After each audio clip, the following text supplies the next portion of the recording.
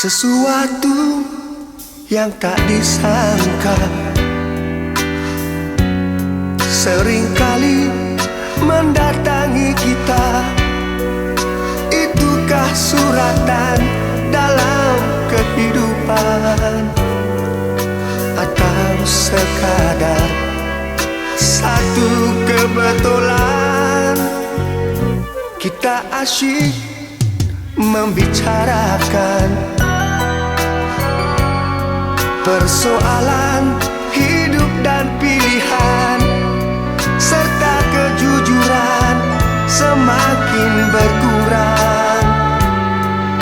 Masih tiada bertemu jawaban. Walau kita dihadapkan dengan berbagai pilihan, mengapa sering terjadi pilihan tak menepati, hingga amat menakutkan menghadapi masa depan, seolah telah terhapus sebuah kehidupan yang kudus. Pertemuan sekali ini bagi diriku amat berarti, tetapi ku bimbang untuk menyatakan. Bimbangkan berulang kesilapan.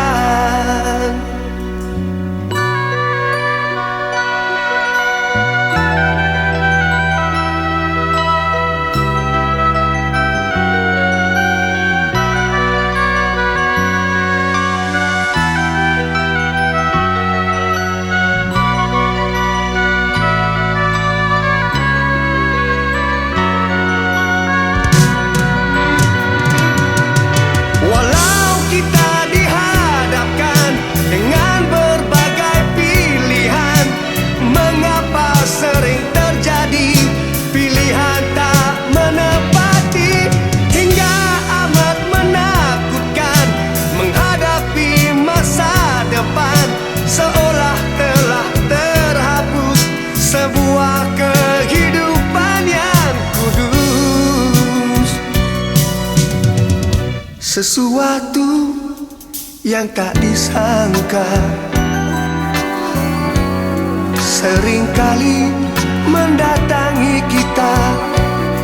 Itukah suratan dalam kehidupan, atau sekadar satu kebetulan?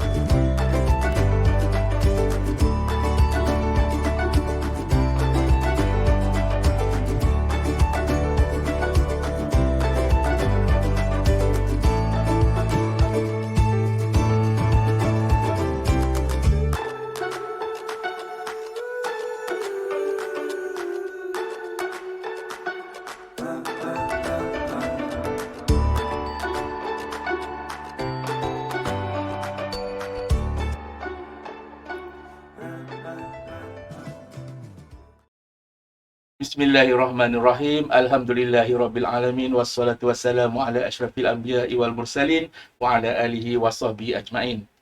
Assalamualaikum warahmatullahi wabarakatuh. Salam sejahtera, salam Malaysia Madani. Para penonton yang dikasihi, Bersyukur kita kehadrat ilahi dengan keizinannya kita diberi ruang dan kesempatan, dikurniakan kesihatan dan akhirnya hari ini dapat kita bersama-sama bersiaran dari studio IPG Kampus Pulau Pinang bersama kru-kru penyiaran dari unit pembangunan latihan dan fokus kita pada hari ini untuk melaksanakan segmen atau program Bicara Innovator.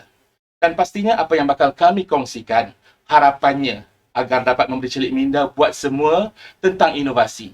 Seterusnya, menarik minat untuk sama-sama mencetus idea untuk melaksanakan inovasi. InsyaAllah. Baiklah, sebelum saya bergerak dengan lebih jauh, saya panjangkan juga penghargaan terima kasih kepada Dr. Azman bin Yusof, pengarah IPG Kampus Pulau Pinang, Dr. Muhammad Azhar bin Bahari, Timbalan Pengarah IPG Kampus Pulau Pinang, atas sokongan yang tidak berbelah bahagi dalam menjayakan segala program-program di IPG. Sidang penonton, saya perkenalkan diri saya dahulu. Saya Faizul Hasmi bin Abu Hassan, merupakan warga IPG Kampus dan bertugas di Jabatan Hal Ehwal Pelajar. Dan sidang penonton sekalian, sekali lagi terima kasih saya ucapkan kerana sudi bersiaran bersama kami dalam Bicara Innovator. Semua sedia maklum, Jabatan Perancangan, Penyelidikan dan Inovasi IPG Kampus Pulau Pinang yang diterajui oleh Dr. Anisha binti Hamid sekali lagi akan menganjurkan Pinang 2023. Tahun lalu pelbagai kejayaan telah ditempa menerusi Pinang 2022 dan juga ICOSTEM 2022. Tahun ini, Pinang kembali lagi dan pastinya bakal menambahkan lagi idea-idea baru dalam inovasi dan tema kali ini ialah berkaitan STEM dan juga Sustainable Development Goals SDG. Jadi saya tidak mahu berceloteh panjang, jom saya kenalkan ahli-ahli panel yang akan bersiaran bersama pada kali ini. Insan-insan hebat yang telah banyak menempa kejayaan dalam inovasi, sama ada di peringkat kampus maupun kebangsaan, malah antarabangsa juga. Jadi panel pertama, Dr. Samri bin Chongo, Ketua Jabatan Sains IPG Kampus Pulau Pinang. Selamat datang, Doktor. Datang, terima kasih. Okey, dan apa khabar? Alhamdulillah. Okey. So saya kongsikan sedikit tentang pencapaian beliau. Mungkinlah kita boleh jadikan sebagai inspirasi kepada kita dan terutama kepada penonton di luar sana yang mungkin baru nak terlibat dengan inovasi. So kita kongsikan sedikit kejayaan-kejayaan agar benda ini menjadi titik tolak untuk kita bermula. So tentang Dr. Samri serba sedikit antara kejayaan-kejayaan beliau ialah tempat ketiga peringkat negeri Sabah kategori pensyarah 2017. Johan peringkat IPG Kampus Tawau kategori individu 2016 dan 2017. Naik Johan peringkat IPG Kampus Tawau kategori individu 2015. Anugerah emas peringkat kebangsaan IPGK Perempuan Melayu Melaka. Anugerah emas pertandingan inovasi e-pedagogi peringkat IPG Kampus Pulau Pinang 2021. Anugerah perak pertandingan inovasi e-pedagogi peringkat IPG Kampus Pulau Pinang kategori kumpulan. Dan anugerah platinum ICOSTEM Penang 2022. Okey, itu tadi berkaitan Dr. Samri bin Chongo. Saya ucapkan terima kasih sekali lagi kerana sudi bersama-sama kita pada hari ini. Dan seterusnya, panel kita yang kedua, Dr. Koh Ek Kiong. Saya risau dengan Dr. Koh Ek Kiong sebab saya pernah tersilap satu ketika sebut benda yang salah. Tapi tak apa, hari ini Alhamdulillah, Dr. Koh Ek Kiong dari unit co-curriculum.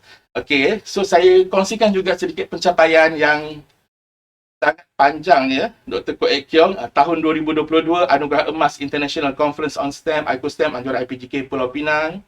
Tahun 2021 anugerah platinum pertandingan inovasi antarabangsa anjuran IPGK Datuk Razali Ismail.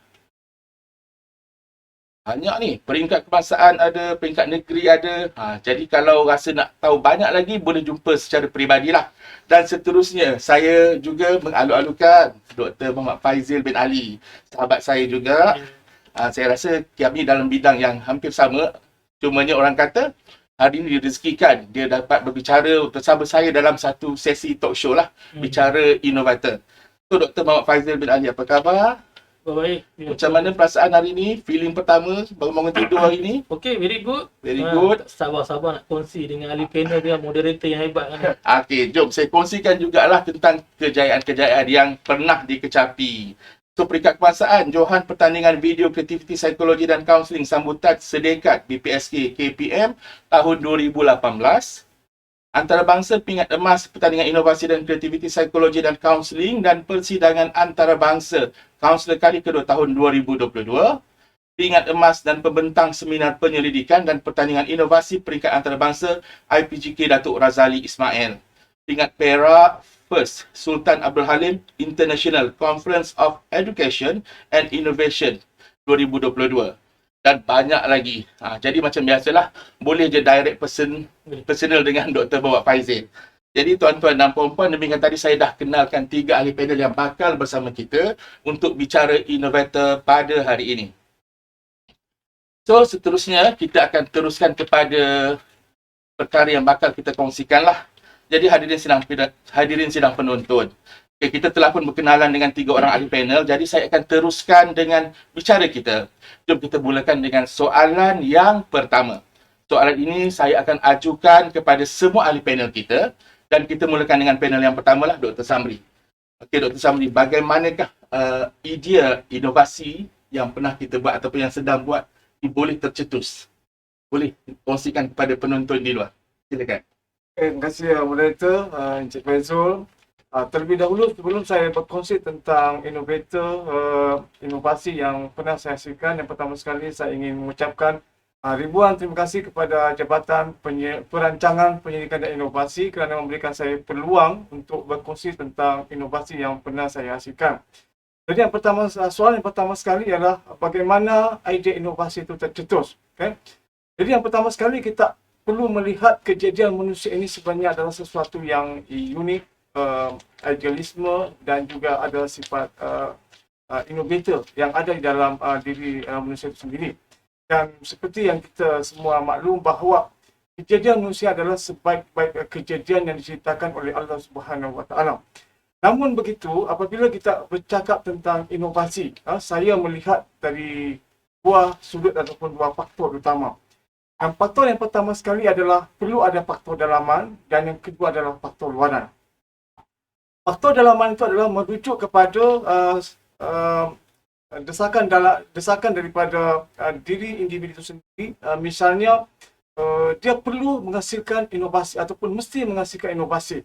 Sama ada desakan itu daripada organisasi, jabatan ataupun keperluan individu itu sendiri. Misalnya sebagai seorang pelajar, mungkin desakan dia perlu menghasilkan kegiatan tindakan, maka dia perlu ada intervensi ataupun perlu ada satu inovasi. Yang kedua adalah faktor luaran. Faktor luaran ini saya melihat dari segi misalnya dari segi penglibatan di luar, misalnya dia akan dapat hadiah, cenderamata dan juga segi penghargaan. Namun begitu, saya melihat kedua-dua faktor ini adalah perlu digarap di peringkat jabatan. Misalnya pada masa kini kalau kita lihat apa yang berlaku di IPG kampus Pulau Pinang misalnya, apabila pelajar digalakkan untuk membuat satu inovasi. Jadi saya melihat pada peringkat awalnya dia ini seolah-olah satu tekanan dalaman ataupun satu desakan. Tapi saya melihat dari sudut yang positif. Mungkin pada asalnya pelajar itu akan merasakan satu tekanan. Tetapi kita boleh menjadikan ini sebagai satu budaya ataupun sebagai satu amalan. Dan sekiranya ini dapat dipupuk ataupun dapat diterjemahkan, dia menjadi satu amalan dan budaya. Dan saya yakin dan percaya bahawa kita akan dapat menjadikan inovasi ini sebagai satu amalan dan akhirnya dia bukan menjadi satu tekanan. Namun begitu, untuk menghasilkan satu inovasi, dia bermula daripada pengalaman. Jadi sebab itu kalau melihat kepada diri saya sendiri, banyak inovasi yang saya hasilkan itu adalah berdasarkan kepada mata pelajaran kimia.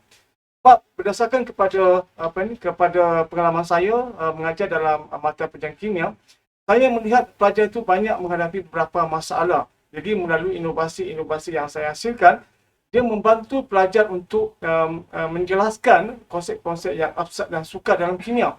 Dan melalui inovasi-inovasi ini dapat divisualisasikan konsep-konsep abstrak tersebut untuk lebih mudah dipaham oleh pelajar dan akhirnya kita dapat memberi sumbangan kepada pelajar yang ada di sekolah misalnya untuk lebih mudah memaham tentang konsep-konsep yang abstrak dalam kimia itu sendiri. Jadi saya rasa itu saja untuk soalan yang pertama. Okey, terima kasih Dr. Samri. Okey, sidang penonton. Demikian tadi kalau kita tengok inovasi tercetus. Kalau melihat Dr. Samri sini dia cakap kadang-kadang benda ini bergantung pada faktor dalaman, faktor luaran dan juga pengalaman. Jadi setiap orang pastinya berbeza sebab kadang-kadang inovasi ni bukan satu lagi benda yang dibudayakan. Masih lagi mungkin kita dah biasa dengar tapi belum lagi dibudayakan secara meluas. Jadi bagaimana Dr. Kok Ekion sendiri? Bagaimana idea inovasi boleh tercetus? Terima kasih moderator. Actually, idea inovasi boleh tercetus bila kita berhasrat untuk menyelesaikan sesuatu masalah. Kita buat inovasi bukan inovasi semata-mata. Kita inovasi untuk menyelesaikan problem solving skill. Kita nak solve sesuatu dalam kerjaya kita, dalam arena kita. Kita bukan sahaja buat inovasi semata-mata, nak pameran, nak pertandingan, bukan macam tu.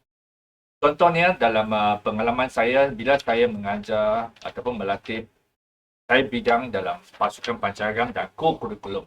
So bila saya mengajar dalam contohnya dalam bidang pasukan pancaran, kalangan pelajar yang langsung tata muzik, saya seorang ajar macam mana saya nak meningkatkan mereka dalam masa yang singkat. Itulah menjadi hasrat saya, menjadi masalah saya macam mana. So dari situlah saya tercetus idea macam mana saya guna teknologi untuk menghasilkan dia. So dari segi co-curriculum, kita masih ingat tak kita ada COVID pada 2 tahun 3 tahun yang lepas. Waktu itulah macam mana kita menyelesaikan amali co-curriculum melalui online. Itulah kita tercetus idea untuk menyelesaikan masalah tersebut. That's why kita mesti ada problem solving skill. Contohnya kita macam mana nak meningkatkan menjadi lebih memudahkan perancangan, memudahkan pedagogi, memudahkan pembelajaran. Itulah menjadilah titik tolak kepada saya. Jadi kalau kita tengok ada orang anggap inovasi sebagai satu tugas, satu beban. Actually bukan beban. Kita nak menyelesaikan sesuatu. Contohnya kita nak menyeberangi sungai. Macam mana? Kita bina jambatan. Itulah sesuatu yang kita nak menyelesaikan masalah dan memudahkan semua orang. Kalau kita anggap dia sebagai satu kerja, maknanya kita langsung bebankan. That's why dalam masa sekarang kita tengok ramai pelajar ataupun individu yang rasa, inovasi lagi. Tak ada masa. Mana dapat idea dan sebagainya. Actually, kalau kita tolak benda ini, kita fikir nak menyelesaikan masalah, itu semata-mata nak menyelesaikan masalah saja. Kita akan rasa happy, tak ada tekanan. So, kita akan dapat inspirasi. So, inovasi pun tercetus daripada inspirasi. Macam mana kita dapat inspirasi? Kita mesti sentiasa merendahkan diri, humble. Ada pertandingan, ada pameran, kita pergi tengok, pergi belajar, pergi tanya, pergi bincang-bincang dengan rakan-rakan yang berusaha dalam inovasi. Dan situlah kita boleh dapat inspirasi. Bukan sahaja kita tengok yang baik sahaja. Yang kurang baik punya, yang orang baru punya, kita boleh pergi tengok. Dan situlah kita dapat inspirasi, ideal. Dan situlah kita baru boleh memajukan masyarakat ataupun pedagogi melalui usaha fikiran kita. Okey, terima kasih Dr. Ko. So menarik kalau kita tengok kita punya panel kita, rezeki background berbeza. Sains, Dr. Ko saya nampak lebih kepada pancaragam, muzik dan mungkin co-curriculum. Dan Dr. Muhammad Faizal sendiri pun ada background SD. So kalau kita tengok tadi daripada faktor dalaman, faktor luaran, kemudian Dr. Ko dah menceritakan pula everything mesti start dengan ada masalah dan bagaimana kita nak selesaikan masalah itu, maka wujud lagi benda yang kita perlu fikirkan dan kadang-kadang benda yang kita fikirkan itu akan jadi satu inovasi. So, saya juga suka nak tanya benda yang sama juga kepada Dr. Muhammad Faizal. Bagaimana idea inovasi ini boleh tercetus? Terima kasih kepada Tuan Moderator, Encik Faizul, serta barisan rakan-rakan panel yang hebat. Sebenarnya saya melihat apa yang diterangkan oleh Dr. Samri, Dr. Ekiong sebenarnya sangat jelas tentang bagaimana idea-idea inovasi ini terhasil. Tapi kita ada sidang penonton terdiri daripada warga pendidik, pelajar-pelajar. Jadi sebenarnya satu perkara yang saya nak bawa ke sini, basic rules bagaimana kita nak mencetuskan satu inovasi yang berkualiti. Bagi saya, kita kena pergi pada basic, iaitu apa yang disentuhkan oleh Dr. Kau tadi, iaitu kita mesti kenal pasti masalah. Bagaimana kita nak kenal pasti masalah? Ini yang kita perlu tahu. Cetus idea boleh cetus. Tetapi kita kena tahu proses. Sebab dalam kalangan penonton kita berada dalam environment akademik, kita kena tahu proses. Iaitu, dalam kita nak kenal pasti masalah, basic rules ialah kita kena buat kajian-kajian Untuk nak hasilkan satu inovasi, dia tidaklah datang hanya mimpi semalaman, tidak. Tetapi dia perlu disokong dengan data culture yang bagus. Maksudnya bagaimana kita dapatkan data culture? Kita kenal pasti masalah. Bila kita kenal pasti masalah, kita jalankan kajian, dapatkan data-data, hasil dapatan ini, masalah ni kita buatlah satu end product, iaitu inovasi. Jadi di sini kalau kita dapat lihat, untuk nak menghasilkan, nak mencetuskan satu inovasi, dia perlu disupport oleh beberapa rangka kajian yang kuat. Barulah kita boleh dapat data yang kuat, yang sesuai untuk kita nak membina satu produk inovasi. Kalau kita tengok budaya di luar, saya nak bagi satu contoh lah. Baru-baru ni saya tengok cerita Avatar. Okay. James Cameron. Dalam tempoh 13 tahun, James Cameron hanya menghasilkan 2 filem. Tapi kita tengok, inovasi filem yang dihasilkan Avatar 1 mengambil masa 8 ke 9 tahun kajian dulu. Bukannya dicetuskan idea. Dia mengkaji dulu dan akhirnya menghasilkan satu produk inovasi yang kita tahu kualitinya sangat hebat. Jadi untuk kita nak pastikan, nak mencetuskan idea, bagi saya kita know the process. Janganlah kita malas untuk buat kajian. Untuk jadi seorang innovator yang baik, nak cetuskan produk-produk inovasi yang baik, kita kena jadi seorang researcher yang bagus. Kita ringan untuk membaca, kita ringan untuk mengkaji, akhirnya kita mendapat data-data, akhirnya data-data ini kita gunakan untuk menghasilkan end product. End product tu boleh menjadi inovasi, produk inovasi. Dan ingat, 2 tips yang saya nak bagilah hari ni lah daripada pengalaman saya, doktor, buat kajian ini. Pertamanya, kajian ini, inovasi ini mesti kena berdasarkan data yang betul. Culture, genuine data. Sebab kita nak hasilkan satu produk yang mana produk ni menambah baik nilai. Ingat, manusia ni bergerak berzaman ke zaman. Bila orang rasa malas untuk nak mencetuskan inovasi, maksudnya tak ada perkembangan dalam kehidupan kita. Maksudnya kita masih lagi macam orang zaman dulu lenggua. Kalau orang zaman dulu tak ada inovasi, mencipta rumah, mencipta dan sebagainya, barulah kehidupan tu ditambah baik. Kalau tidak ada pembangunan dan sebagainya. Yang kedua, kreativiti. Bagi saya, kreativiti memacu inovasi. Bagi saya, itu yang saya rasa sebagai seorang yang terlibat dalam inovasi, bagi saya banyak buat kajian dan ikut basic rules itu, dan data ini menjadi kekuatan dalam menghasilkan inovasi yang baik. Tuan Moderator. Okey, terima kasih Dr. Muhammad Faizil. Okey, jadi berdasarkan pencerahan yang telah dikongsikan, saya rangkumkan secara ringkas sajalah. Maksudnya di sini untuk mencetus inovasi bukan hanya datang sekadar mimpi semalam. Macam dia katakan Dr. Muhammad Faizil tadi, dia mesti ada pengalaman, dia mesti ada peristiwa, dia mesti ada masalah. And then benda itu perlu kita buat kajian, bukan sekadar melihat sesuatu benda yang simple. Jadi benda ini terutama pada pelajar-pelajar guru di luar sana yang mungkin masih lagi baru. Kita faham pengalaman pun mungkin tak banyak. Tapi tak ada masalah. Benda ini kalau kita melihat dari segi kajian yang dah ada, kita boleh guna pakai untuk kita murnikan. Sebab antaranya ialah benda ini perlu proses yang panjang. Dan apa yang kita hasilkan, inovasi itu lebih kepada penambahbaikan. Kadang-kadang benda dah sedia ada, tapi kalau kita dapat memperbaiki ke arah yang lebih baik, itu pun dikira proses ke arah inovasi. Cumanya pastikan penonton di luar sana jangan culas, jangan malas. Kena banyak membaca, banyak melihat, banyak mengkaji. InsyaAllah akan tercetusnya idea-idea yang mampu membangkitkan daya inovasi masing-masing. So, berkisar pada bicara kita lagi pada hari ini, tuan-tuan, doktor-doktor sekalian, saya suka mahu menarik perhatian penonton agar sama-sama terlibat dalam inovasi. Jadi soalan ini saya mahu ajukan kepada Dr. Samri lah. Saya nak melihat bagaimana, apakah jenis-jenis inovasi yang boleh diketengahkan pada masa kini dalam konteks pendidikan. Silakan, doktor. Terima kasih, moderator. Jadi seperti tadi yang kita dengar daripada rakan-rakan yang lain, bagaimana sebenarnya inovasi itu terhasil adalah yang pertama sekali berdasarkan kepada pengalaman dan perlu disokong oleh kajian-kajian lepas. Itu semua orang tidak boleh mempertikaikan. Dan secara umumnya sebenarnya inovasi ini kita tidak boleh bermula dengan tiba-tiba kita masuk inovasi ini kita akan dapat emas ataupun platinum. Jika dapat, bagi saya suatu yang sangat hebat. Seperti diri saya bermula dengan mengikut inovasi adalah bermula dengan menggunakan objek-objek yang biasa sebab baru nak bermula. Sebenarnya saya akan menggunakan teknologi dan seterusnya teknologi-teknologi itu melalui pembacaan, maka saya dapat upgrade daripada masa ke semasa.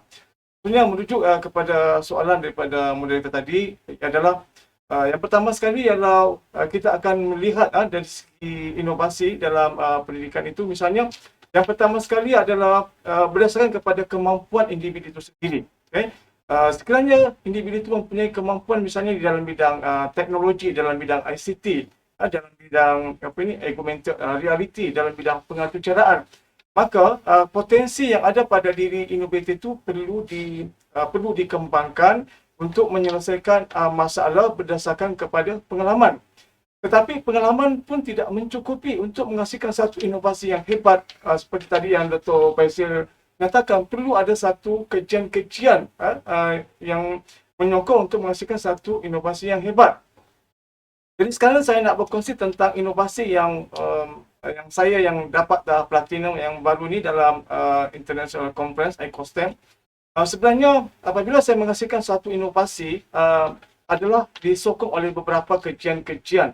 Saya bagi satu contoh lah. Dalam inovasi saya menggunakan pengatur jalan Scratch, banyak menggunakan animasi-animasi. So bagaimana menghasilkan satu animasi yang hebat, maka saya perlu menggunakan teori-teori tertentu. Misalnya dalam animasi yang saya buat, saya merujuk kepada teori kognitif pembelajaran multimedia Mayer pada tahun 2001. Jadi saya mengikut panduan yang digunakan oleh teori Mayer, bahawa dalam menghasilkan satu animasi, dia perlu ada tata cara animasi yang baik. Begitu juga teks yang digunakan, begitu juga integrasi secara visual. Jadi maksudnya inovasi-inovasi ini yang pertama sekali perlu disokong oleh literatur. Kita melihat dari segi masalah yang berlaku dalam PDP secara jelas, dan untuk membangunkan juga perlu dipandu oleh teori-teori tertentu supaya inovasi-inovasi yang dihasilkan itu ada kualiti dan boleh ditambah baik dari masa ke semasa. Terima kasih. Terima kasih Dr. Samri. Itu tadi tentang pandangan pencerahan tentang bagaimana sesuatu inovasi itu boleh diketengahkan. Apa pun kita perlu ada kajian, kita ada literature. Kita tak boleh simply semudah itu sahaja kita buat kajian tanpa data-data yang kukuh, yang benar. Sebab benda ini perlu satu kajian, satu proses yang melibatkan jangka masa yang bukan sekejap. Dan akhirnya hasilnya pastinya berkualiti. Dan saya juga suka nak bertanya kepada Dr. Kuat Ekon juga, masih lagi pada soalan yang sama, iaitu jenis-jenis inovasi yang boleh diketengahkan pada masa kini lah dalam konteks pendidikan. Bagaimana Dr. Tom lihat? Terima kasih. Cakap dengan jenis-jenis inovasi yang diketengahkan, dia ikut aliran masa. Contohnya kalau dulu chalk and talk, so kalau kita guna PowerPoint, itu sesuatu inovasi lah. Maknanya sesuatu yang memudahkan, yang lagi membawa kepada perkembangan PDP. So kalau dalam konteks zaman sekarang, dalam konteks pendidikan, maknanya sekarang kita kena sesuatu yang boleh pelajari di rumah ataupun contohnya sebab setiap murid adakah mempunyai tahap pembelajaran yang berlainan. Ada yang belajar dengan cepat, ada yang lambat. So macam dulu saya bukan seorang yang pandai, saya lambat. So macam mana kalau cikgu sudah habis ajar, macam mana? Saya kena cari data daripada YouTube, membuangkan masa, membazirkan masa. So, kalau kita tahu inilah masalah dia, kita buat sesuatu inovasi. Jenis inovasi yang kita nak ialah supaya kumpulkan semua bahan-bahan dalam satu tempat. Maknanya sesuatu yang membolehkan belajar di rumah ataupun tanpa di sekolah. Sebab kita menuju ke arah ICT kan. Kita pengguna ICT. Itulah zaman sekarang. Zaman dulu sekarang ICT, internet. Dan setiap orang mempunyai wifi lah, handphone lah, paling lazim lah. So kita guna ini untuk membangunkan kita punya pembelajaran ICT. So kita jenis inovasi yang boleh difokuskan ialah sesuatu yang pembelajaran yang melalui internet, melalui handphone, wifi, senang. Yang paling penting ialah inovasi itu mestilah teratur. Jangan tersepak-sepak. Kalau kita cari sesuatu maklumat daripada YouTube, dia tersepak-sepak. Ini, betul tak betul? Itulah menjadi masalah pula. ICT yang membawa masalah. So, kita tak mahu ICT menjadi masalah. Kita mahu ICT yang membawa manfaat kepada kita. Jadi, kita buat sesuatu jenis inovasi yang menuju ke arah itu. Ke arah pembelajaran yang lebih teratur dan menarik. Sebab kalau kita tengok ICT, hitam putih, lama-lama kita boring. So, dia akan melemahkan lagi semangat. So, jenis inovasi yang saya rasa lah zaman sekarang dalam bidang pendidikan ialah inovasi yang boleh menarik friendly user dan bermanfaat, tak payah cari bahan-bahan dari merata-rata. Itulah jenis yang saya rasa perlu diketengahkan. Okey, terima kasih Dr. Ko. Okey, kan kalau kita tengok memang kata dari segi perjalanan konteks pendidikan sangat berbeza, terutamanya apabila kita dah melalui pandemik COVID-19 baru-baru ini dan mungkin masih lagi ada lagi kesan-kesannya. So di situ berlaku satu orang kata gambaran baru, norma baru dalam dunia pendidikan. Kita tidak lagi datang ke sekolah, chalk and talk bersemuka.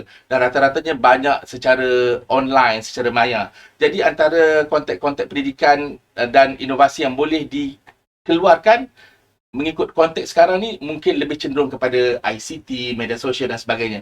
Jadi itu mungkin sebahagian daripada pandangan lah.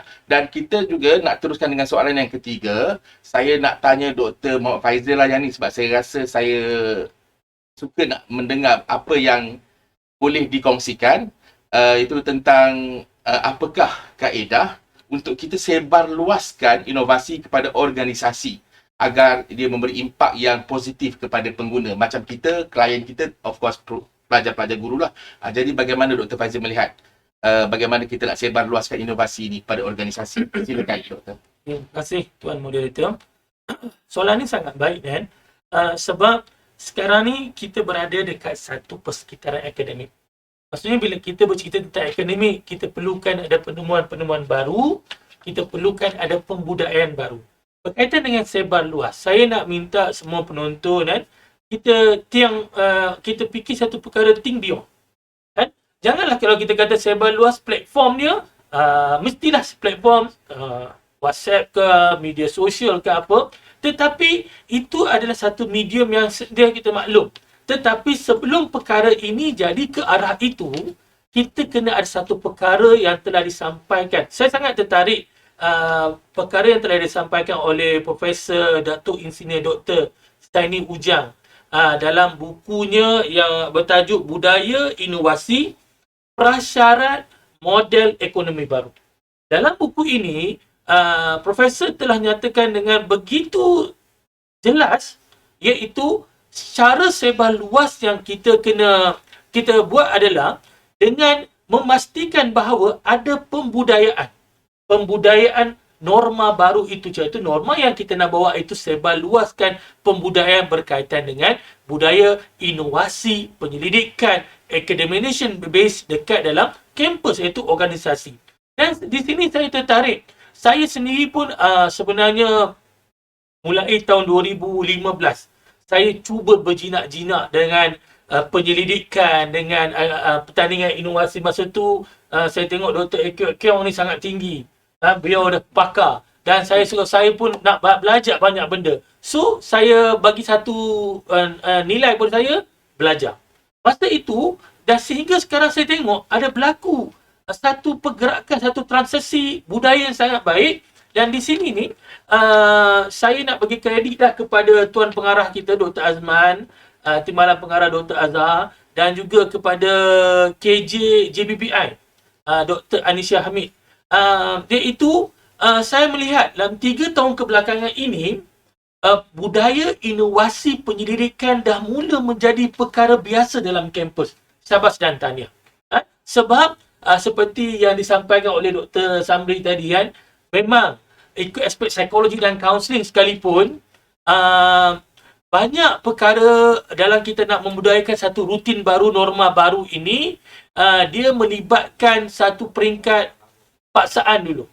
Paksaan dulu, maksudnya ialah benda baru, kita masih dalam keadaan tidak selesa, kita nak kaji, nak terima, nak sesuai, akhirnya menjadi perkara yang seronok kita buat.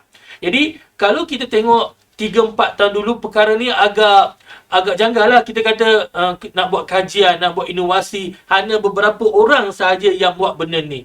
Tetapi mulai dengan pelaksanaan Pinang, ekostem dan sebagainya, syabas dan tahniah. Inilah platform yang dinyatakan dalam buku berkenaan bagaimana kita nak sebar luaskan budaya inovasi ini, iaitu platform. Organisasi perlu menyediakan platform. Platform supaya orang tahu apabila saya buat perkara ini, di mana saya boleh invest, di mana saya boleh invest idea. Akhirnya kita dapat untuk pandangan komen yang akademik untuk kembang baikkan knowledge itu, supaya inovasi yang dihasilkan, inovasi yang dapat digunakan dalam kita nak mendabaik perkara yang sedia ada. Okey, jadi di sini ni saya melihat lately ni, contohnya saya ulang balik dengan pelaksanaan Pinang, dengan penyertaan yang sangat-sangat hebat, ekostem, penyertaan inovasi dan pendidikan sangat baik. Ini perkara, dan kita ada skuad Pinang muda. Ini semua saya kata betul, dia start dengan rasa yang kurang selesa lah. Sebab kita nak membudayakan perkara baru. Akhirnya, bila perkara ini kita keep encourage orang buat, kita nilai kesalahan pelajar-pelajar. Saya nak bagi tahu dekat sini, sebagai seorang pengkaji, seorang innovator baru, jangan terlalu concern sangat kelemahan dan kesalahan. Kan? Kalau kita baru tahun pertama, expect memang akan ada kelemahan dan kesalahan. Tidak boleh Dr. Eko, kan? Takkan tahun pertama buat terus jadi perfect. Tidak kan? Tetapi perkara ini, dia slowly kita akan nampak rhythm dapat rentak, akhirnya kita dapat buat. Contohnya akan datang pada tahun ini, kita ada penganjuran ICTDL, dan saya melihat satu program yang dicetuskan oleh TKPPM kita, Dr. Rafi dengan perbincangan Dr. Azman. Kalau saya banyak berbicara dengan Dr. Azman, Tuan Pengarah, perkara banyak yang Dr. Azman akan tanya, inovasi banyak. Apakah soalan selalu ditanya kepada saya? What next? What next, Faizal? What next, Faizal? Apa yang kita boleh buat? What next? Dan saya kata, nextnya tu adalah inovasinya banyak. Budaya tu dah ada. Sekarang ini kita dah kena kembangkan, menyumbang balik kepada orang di luar sana. Kalau kita ada 100 inovasi, apakah kesan 100 inovasi kepada orang di sekitar di luar sana? Jadi bagi saya, satu program yang tengah diusahakan sekarang, tak saya, Nukleus Amalan Terbaik, di mana dikumpulkan semua produk-produk kualiti inovasi ini untuk kita bantu sebarluaskan kesan manfaat inovasi. Jadi kalau tengok daripada apa yang saya sampaikan tadi, saya telah rangkumkan bagaimana cara kita nak sebarluas platform. Maksudnya, sekarang ni dalam platform pertama, pembudayaan. Alhamdulillah. Kita sekarang ni bila saya sembang dengan tuan moderator pun saya boleh tanya, tahun ni kajian apa? Kalau saya tanya soalan ni 5 tahun dulu, macam pelik soalan saya. Tetapi bila saya tanya soalan ni, Tuan Faizul, tahun ni buat inovasi apa? Perkara tu macam dah normal. Inilah di bahagian pembudayaan inovasi. Dan akhirnya, bila ada pembudayaan inovasi, platform disediakan, saya rasa kita patut bergerak kepada satu sebarluas yang lebih depan, itu kita dah mula menyumbang kepada masyarakat dan juga golongan-golongan sasaran. Terima kasih Tuan Moderator. Okey, itu tadi daripada Dr. Muhammad Faizil. Saya rasa teruja juga sebab berdasarkan soalan saya tadi, bagaimana kita nak sebar luaskan. Jadi first thing first, organisasi itu bagaimana. Jadi betul macam mana Dr. Faizil cakap tadi, orang kata kalau dulu orang kata nak sebar tentang inovasi, asing. Apa tu inovasi? Tapi sekarang ni inovasi, boleh bercakap dah macam makan pisang goreng. Betapa berada di sekitar kita. Dengan orang kata pembudayaan bermula dengan JPPI yang mula menganjurkan Pinang 2022, ICOSTEM. Jadi benda ini telah mendedahkan. Memang awalnya macam dikatakan tadi, paksa. Ialah benda nak dijadikan rutin. Kalau kita tak paksa, dia tak akan melekat. So nak bagi melekat, nak jadikan budaya, kena paksa. Jadi kepada pelajar-pelajar guru yang mungkin masih terlalu awal dengan inovasi, jangan melihat perkara ini sebagai satu benda yang menyusahkan, tapi melihat benda ini sebagai satu peluang untuk kita bergerak dan terus bergerak. InsyaAllah, orang kata tahun pertama tak semestinya kita sempurna, tetapi orang kata kita sentiasa mencari penambahbaikan. So bagaimana dengan Dr. Kos ni, ada apa-apa nak tambah tentang sebar luas tadi? Ya, saya setuju dengan apa yang Dr. Faizil cakap, platform untuk membudayakan inovasi. Itu sesuatu yang penting.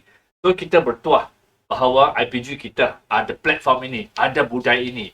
Tapi kalau kita nak cakap sebar luas, maknanya sebar luar daripada IPG kita ataupun sehingga seluruh Malaysia ataupun masyarakat Malaysia, supaya kita melalui inovasi kita boleh memajukan secara amnya negara kita, secara khasnya sendiri. Okey, so macam ni kita sebar organisasi penting. So IPG sudah ada platform model macam ini. So apa kata kita guna model ini, kita sebar luar lagi. Supaya setiap sekolah ataupun setiap JPN secara rendah dan serta perincian setiap JPM. Bukan sahaja menganjurkan inovasi, setakat nak inovasi itu saja bukan.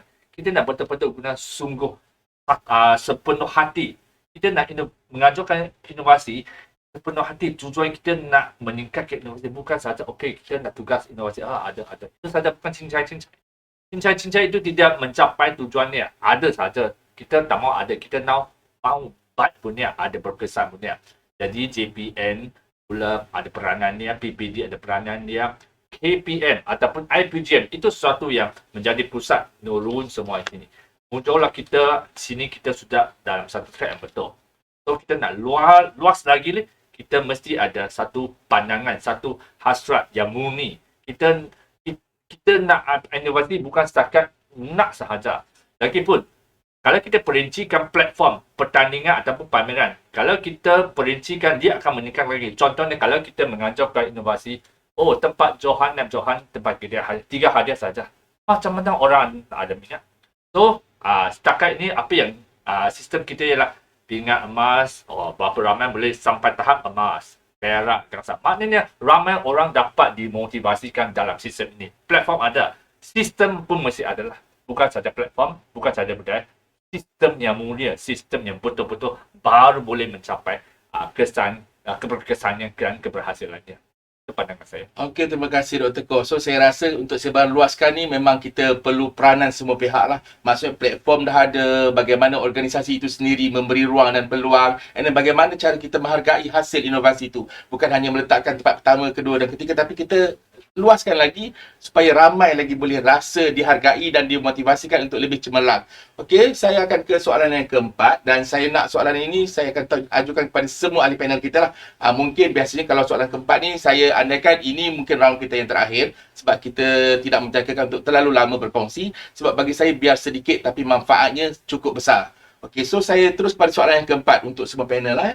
Kepada Dr. Samri dahulu, apakah harapan para innovator? Okey, ini saya andaikan para innovator lah sebab masing-masing dah menempuh kejayaan, kepada semua warga kampus IPG Kampus Pulau Pinang, khususnya dalam menghasilkan inovasi yang ada nilai di pasaran. Apakah harapan? Terima kasih Tuan Moderator. Jadi sebelum saya menjawab soalan ini, terlebih dahulu saya ingin menyentuh tentang medium seperti yang disentuh oleh Dr. Pasir dan juga Dr. Kuai Tiong. Saya sangat-sangat bersetujulah dengan itu, perlu ada satu medium yang betul. Seperti diri saya sendiri, ketika saya berada di sekolah, saya ada idea tapi tak pernah menghasilkan inovasi. Tapi ketika berada di IPG, saya rasa setiap tahun saya boleh buat inovasi sebab kita ada satu medium yang betul. Dan seperti yang tadi, apa yang dibuat oleh IPG Kampus Pulau Pinang dengan yang diteruskan oleh JPPI, kita berada pada landasan yang betul. Jadi berbalik kepada soalan tadi, melihat kepada inovasi yang dihasilkan. Okay? Jadi untuk para pelajar yang berada di luar, untuk bermula dengan inovasi, kita jangan terlalu meletakkan suatu titik yang agak tinggi. Yang pertama sekali, kita perlu ada satu ingin mencuba inovasi. Kita bermula di bawah dan akhirnya nanti kita akan berada pada satu tahap yang tinggi. Namun begitu, untuk menghasilkan satu inovasi yang ada nilai, yang pertama sekali kita tidak akan lari daripada R&D. Saya bagi satu contoh lah, syarikat Samsung. Syarikat Samsung kalau kita lihat pada tahun 2020, dia membelanjakan lebih kurang 18 bilion untuk R&D, bagaimana menghasilkan satu produk yang berkualiti. Namun begitu, kita tidaklah nak membelanjakan sampai bilion atau juta, tapi dalam konteks pendidikan kita, saya melihat kepada bagaimana untuk menghasilkan satu inovasi yang berkualiti itu, kita perlu merujuk kepada kajian-kajian lepas ataupun semasa. Dan apabila kita merujuk kepada kajian-kajian semasa, yang pertama sekali kita sebagai seorang inovator, sebagai satu contoh lah dalam konteks di IPG Kampus Pulau Pinang. Yang pertama, di mana inovasi itu perlu dihasilkan?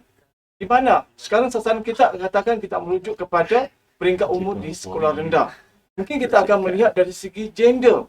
Sebab apabila kita menghasilkan satu inovasi, yang pertama sekali kita perlu melihat kepada kumpulan sasaran. Kalau di sekolah rendah, maksudnya kita merujuk kepada generasi Z yang lebih suka kepada teknologi. Dan begitu juga kumpulan sasaran. Adakah kita ini merujuk kepada jantina lelaki dan perempuan, sebab lelaki ni dia punya minat lain. Perempuan pun agak berbeza. Jadi ini semua kena ambil kira untuk bagaimana kita menghasilkan satu inovasi. Kita perlu melihat kepada sasaran dan juga umur misalnya, ya. Jadi yang pertama sekali apabila kita melihat generasi Z misalnya, dia lebih suka kepada teknologi. Begitu juga dengan pelajar sana, dia suka gaming ataupun permainan.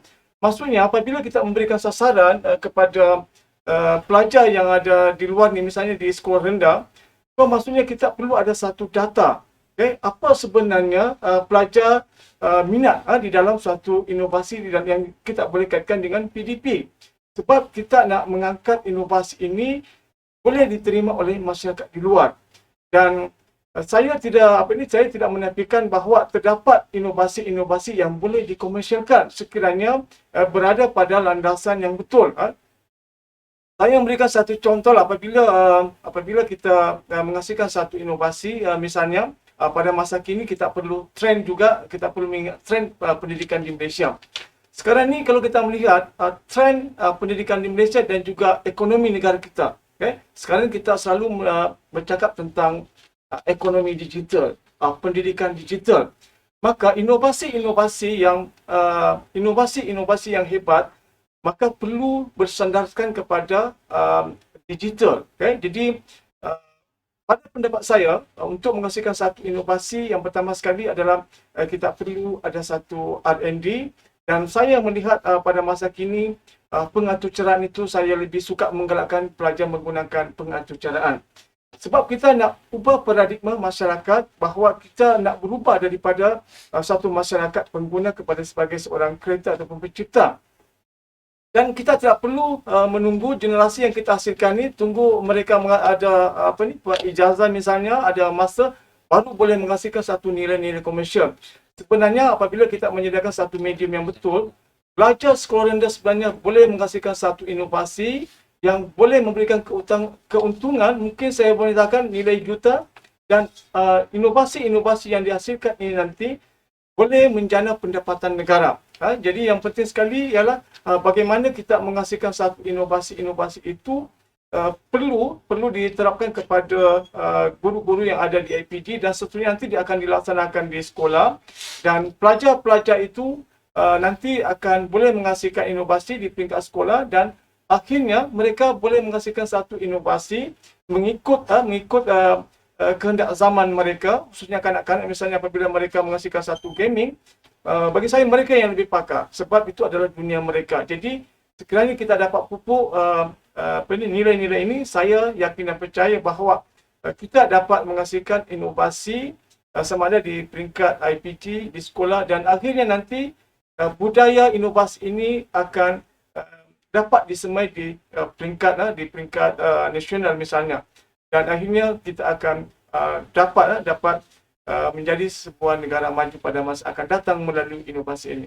Okay, terima kasih. Okey, terima kasih Dr. Samri. Itu tadi harapan yang boleh saya rasa melihat secara umum daripada awal lagi, bahawa untuk mendidik boleh kita mulakan daripada awal lagi sekolah rendah, dan apapun kita pastikan bahawa medium yang kita gunakan sentiasa seiring dengan trend pendidikan semasa lah, dan pastikan ada research and development, ada kajian dia, dan insya-Allah segala hasil inovasi itu akan ada nilai di pasaran nanti. So bagaimana Dr. Elkio pula melihat harapan para inovator kepada semua warga kampus kita lah IPG agar menghasilkan satu inovasi yang ada nilai di pasaran? Bagaimana? Ya, terima kasih. Harapan saya terutamanya kalau untuk pelajar-pelajar kita ialah kita jangan terlalu puas hati dengan comfort zone kita. Kalau kita kata comfort zone, sekarang ke peperiksaan, dapat markah, pergi sekolah mengajar, balik rumah, tidur, dapat gaji. Itu comfort zone.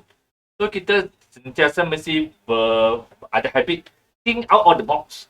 Kita nak buat sesuatu, macam mana buat dia lebih baik. Jangan takut orang kata, gila, kena fikir macam ni. Kalau kita fikir gila macam tu, macam mana kita dah ada kapal terbang sekarang. Kapal terbang pun disebabkan dulu yang inovator dulu itu, dia fikir manusia boleh terbang. Satu. Orang dulu kata gila kan. So sekarang kita nak membangunkan generasi kita yang akan datang. Adapun secara khasnya, secara amnya kita membangunkan negara kita setandingan dengan negara-negara maju. Kita jangan takut fikir, jangan takut orang kata, "Dah, ya kerana orang kata gila." Kalau tak gila, gila tak apa. Kita kongsi idea. Okey, dari idea yang gila itu, kita dapat menjurus ke satu sistem yang lebih elok. That's why, jangan pula kata senang. Perkara senang. Kita bukan orang tua. Kita masih berfungsi. Fikir sesuatu yang boleh membangunkan kita punya pedagogi. Yang boleh membangunkan, menyenangkan, mendatang manfaat kepada komuniti kita ataupun masyarakat kita atau anak murid kita. Itu yang paling penting. Jangan pula kata duduk senang-senang saja. So, jangan pula kata, ini nasihat saya, jangan assignment banyak. Tak ada masa fikir sesuatu yang bukan-bukan. Fikirlah, fikir sesuatu dulu. Contohnya assignment banyak. Macam mana kita buat assignment yang senang? Itu satu inovasi juga. Macam mana kita buat sesuatu yang assignment banyak tapi dengan satu cara yang boleh senang punya. Itu sesuatu inovasi juga. So, fikirlah. So, yang paling penting ialah kita fikir. Kalau kita punya tindakan inovasi kita berpunca dari kita satu point, kita akan sebar kepada kawan-kawan kita, anak murid kita ataupun rakan-rakan setugas kita. Semua ada elemen inovasi. Sebar sehingga setiap pelosok negara kita. Maknanya negara kita akan menjadi negara membangun. Sampai tunggu lagi lah kita akan membangun seperti negara-negara Jepun yang mementingkan inovasi Amerika, China, Korea dan sebagainya. Kita jangan kata kita comfort zone lah. Kita guna teknologi orang. Boleh hidup juga. Betul, boleh hidup. Tapi sekarang kita ada otak. Tuhan bagi kita otak, kita fikir. Guna apa yang di dalam hati kita pergi buat sesuatu untuk kita fikirlah. Fikir masa yang lebih cerah. Jadi nasihat saya, harapan saya kepada semua pelajar dan warga-warga penonton-penonton, kita jangan duduk di comfort zone. Think out of the box. Dia ada gila, dia akan tercetus. Okey, terima kasih Dr. Ko. Itu tadi dalam aspek inovasi yang ada nilai di pasaran, Dr. Ko mensarankan bahawa kita kena berada di luar comfort zone kita dan jangan takut sentiasa berfikir di luar kotak dan fikirkan yang boleh mendatangkan manfaat. Dan okey, Dr. Muhammad Faizil, apakah harapan para inovator lah kepada semua warga IPG Kampus Pulau Pinang dalam menghasilkan inovasi yang ada nilai pasaran? Silakan. Terima kasih Tuan Moderator kan. Bila jadi ada panel ketiga ni, bila start tadi harapan ada satu je. Bila semakin sampai ke saya, harapan dah semakin banyak tetapi bagi saya sebenarnya sebagai inovator muda lah, saya panggil saya muda lagi. Cik. Okay? Jadi sebenarnya saya ada beberapa harapan. Harapan pertama saya nak sampaikan kat sini kepada rakan-rakan inovator. Sebenarnya ni harapan saya lah. Kadang-kadang bila saya pergi tengok exhibition rakan-rakan dan sebagainya, satu harapan saya, tolonglah kita ni jangan hanya memikirkan penyertaan sahaja. Kan? Maksudnya satu produk ni kita pusing 5 tahun produk yang sama. Hanya tambah sikit. Sebenarnya sebagai seorang innovator, saya rasa hasrat kita lah untuk nak sampaikan satu perkara. Dan sekiranya kita nak terus menyumbang, kita start dengan satu perkara dalam field kita agar bahan-bahan yang dihasilkan sebenarnya dapat memanfaatkan lebih ramai orang. Kalau kita nak masuk pertandingan inovasi, syarat dia mudah saja. Tambah baik boleh masuk. Kalau masuk tempat-tempat, kita tambah 4 perkara, kita masuk 4 tempat. Tetapi adakah itu kepuasan yang kita cari? Okey, bagi saya kepada rakan-rakan innovator, kita cari fresh idea. Bukan hanya pusing satu bahan dalam 4-5 tahun. Okey, seterusnya bagi saya sebenarnya saya daripada 2 tahun kebelakangan ini tengah memikirkan satu term dan saya tengah kuatkan term itu dalam harapan saya supaya innovator dalam bidang pendidikan ini mula beralih. Sebenarnya banyak produk-produk yang baik, kajian-kajian baik dijalankan dalam bidang pendidikan. Tetapi hanya berkisar sekitar kita. Sebenarnya seperti yang disampaikan oleh Dr. Kegan Dr. Samri, kita dah mula memandang bahawa we make money. Minta maaf cakap, we must make money. Jadi sebenarnya kita hanya tengok sekitaran pendidikan, pedagogi dan sebagainya. Bila kita ada satu term yang saya nak bawa tu innovator entrepreneur. Kita dah mula masuk. Jadi saya nak bagi contoh di mana daripada innovator entrepreneur ni sebenarnya 8 orang daripada 10 orang manusia terkaya di dunia develop oleh Forbes adalah manusia yang adalah innovator entrepreneur atau Steve Jobs. Okey, bagaimana beliau mengambil masa 12 tahun untuk nak hasilkan satu produk Apple yang hebat. Kita boleh bagi ambil seperti Sergey Brin dan juga Nikola Tesla. Nikola Tesla ni adalah seorang engineer, tetapi dia terfikir macam mana kita nak guna minyak saja sampai bila-bila. Akhirnya keluarlah kereta elektrik dan sebagainya. Ingat, 8 daripada 10 manusia terkaya di dunia adalah innovator. Nak beritahu. Maksudnya, pendidik dah mula keluar daripada pemikiran bila kita hasilkan produk hanya nak membantu pelajar sahaja. Very good. Tetapi ingat, untuk nak memotivasikan kita, perlu ada nilai komersial. Bila ada nilai komersial, kita make money, make some profit. Di samping kita membantu, produk yang kita hasilkan ini pastinya akan memanfaatkan orang lain dan juga diri innovator itu. Bila ada semangat-semangat begini, return yang bagi macam ni, barulah kata proses inovasi ni menjadi proses yang win-win situation. Semua orang dapat. Dan innovator terput effort yang banyak, akhirnya dia mendapat hasil yang baiklah. Okay, dan satu lagi harapan saya, dalam kita nak menghasilkan inovasi yang baik, kita tekankan dua perkara. Satunya, kebolehgunaan produk berkenaan terhadap golongan sasaran, dan juga kita kena ambil kira juga kebolehpasaran untuk ekonomi. Bagaimana sekarang ini sebenarnya tadi telah dinyatakan bahawa seperti negara mana belanjakan 18 bilion.